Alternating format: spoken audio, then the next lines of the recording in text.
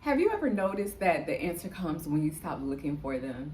Today I'm going to be talking about how art really helped me tap into my creativity. It helped me tap into a space where I was able to relax and almost like use it as therapy. So behind me, I did something a little bit different today. I have some of my artwork that I've worked on over the years, and I'll also show some here in the video just so that you can see it and just see what kind of helps me release and what helps me as a therapy. So these are some pieces that I have painted over the years, and it really just gives me a sense of calmness. Like when I'm painting, I just kind of get to really be in the moment and just paint whatever I'm feeling, whether it's a scenery, whether it's, just art of people. I do like painting a lot of people. I do have like a few scenery pieces, but mostly people. So that's the art as you've seen here. Being an art creative puts me in a space where it really slows the mind. It just allows me to tap into that piece that I'm working on. I'm thinking more about the textures and the paint and not really what is going on that I was worried about yesterday or that I'm worried about today. I can just tap into that creative space. Creativity definitely slows the mind. So like I said, if there's a lot of things that I've been thinking about, once I start painting, I really get to just slow everything down. And it's more like an intuition. So when I'm trying to figure out like, okay, well, what am I going to paint? It could just be a feeling that I have like, okay, well, I want to work on this certain piece. Maybe it may be a gift piece for someone or just a family member that I've been wanting to paint and now I have the time to paint it. Or maybe it's a piece that really speaks and it says something. So for example, if you take behind me like the basketball set that I painted, and the thought behind that was how these are champions. So I call that my champion collection. You got Kobe right there, LeBron, Allen, and then I did, you got, MJ, and I don't know if that was it for that set. But those four pieces right there, the message that I want to send was just like to keep trying no matter what, to be relentless. And I think that's something that I could also describe, for myself. Like, I would describe myself as a person that's relentless and I keep trying no matter how hard it gets, no matter how tough it gets. And so that's what those pieces meant for me. And if you like look into each one of those people's journeys and, they tell their story of just getting through things and being relentless. So I really like that. And I was able to put it on canvas.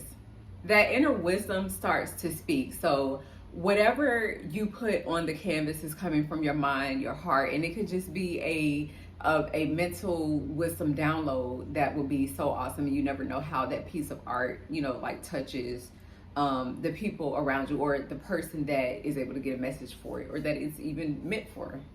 Art has become like a therapy for me because, like I said, it can definitely reveal some hidden emotions.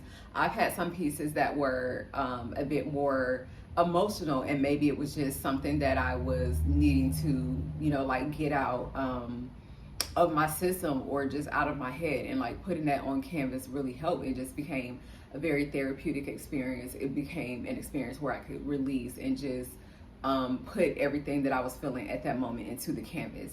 I've had some moments where I feel really powerful painting something and that shows. So like the one with the woman and the necklace, that one was not my original piece, but I love to paint that one because for one, it fit really nicely in my old house, and the message behind it was just like it was a piece that I felt was worth repainting, and it gave me the feeling of a woman that is a caretaker, a woman that is, a lover, and she cares about the people around her. So I just really love the deep inner message in that picture, and that's why I painted it.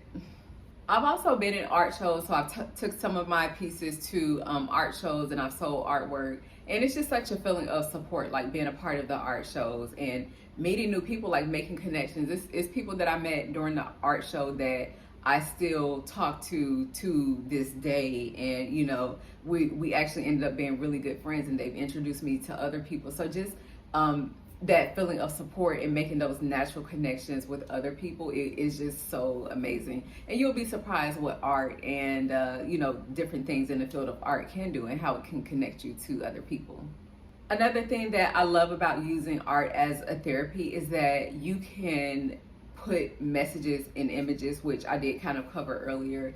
And images are so powerful, right? Because you could see something and it could be interpreted a certain way. So, like, if you ever seen, I'm a person that believes, like, if they have movies about slavery, then they should also have movies about us being painted as kings and queens. And same thing with the art. So, if we just saw us in chains all the time, if we just saw negative images all the time, it can sit on our mind and, you know, affect us in a way that we may not really think about. But when we have other images that, you know, cause us to really think, or they tap and connect to a certain emotion, that right there within itself is so powerful. Using art as a therapy process also invites in trust.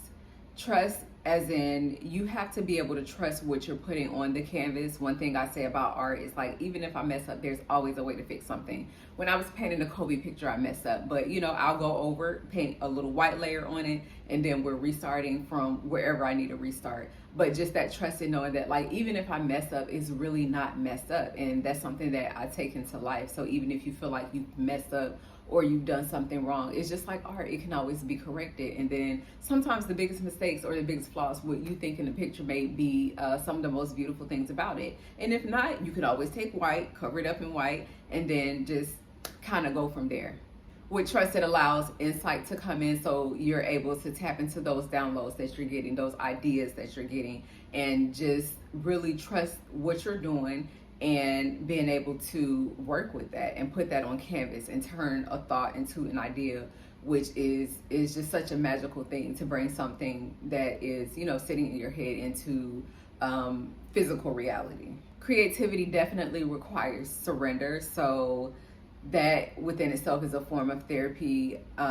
Just being able to accept and feel all the things that you feel, and then to come to that point of surrender, just to let yourself go fully into that idea and say, okay, this is, you know, what I'm going to do. You make that decision, that's what you're putting on canvas, and then the outcomes can just be so beautiful, because, you know, you never know exactly what you're going to put, you know, on the canvas. So something that was a little bit different for me is like doing abstract art. So I have this one piece, I may drop it here, but I have this one piece where I just basically like squeeze out paint onto credit cards and just kind of swiped it.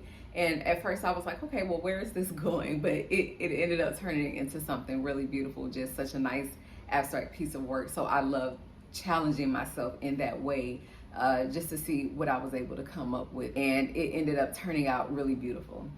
When you're doing artwork, it can also become a mirror, almost like a reflection.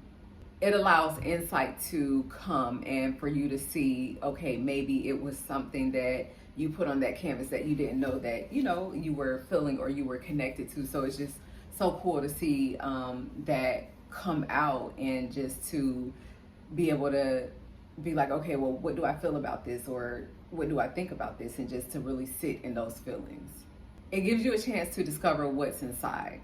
So the next time that you're creating, I would say, you know, get your paints, get your tools, and just kind of let it flow. I work with regular paint. I work with oil paintings.